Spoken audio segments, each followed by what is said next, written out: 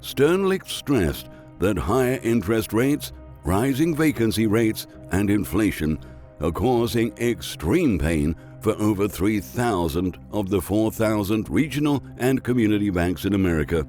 Earlier this year, the executive told Bloomberg the office real estate market has been experiencing an existential crisis that could trigger $1 trillion in losses for banks.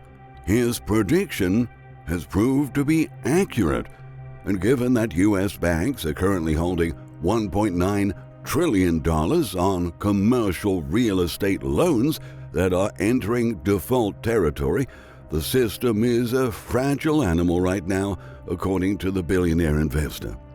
Most institutions that hold real estate debt but don't have large balance sheets to offset excessive loan losses could disappear with depositors' money, he suggested.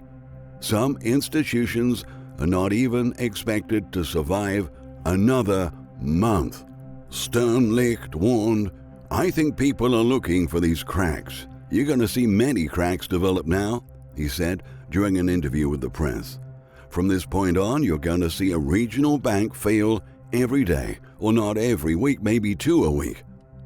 The crisis is rapidly accelerating as commercial real estate prices drop off a cliff, leading landlords and investors to default on their loans.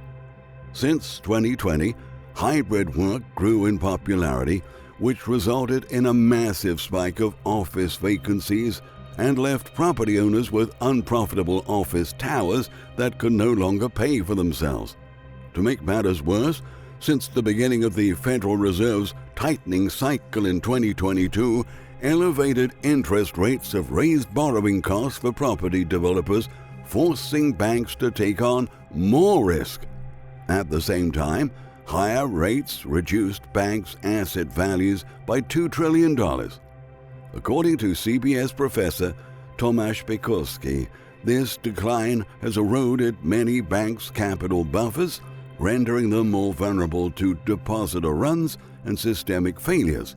As of November, approximately 14% of all commercial real estate loans and 44% of all office loans are in negative equity, which happens when property values are less than outstanding loan balances.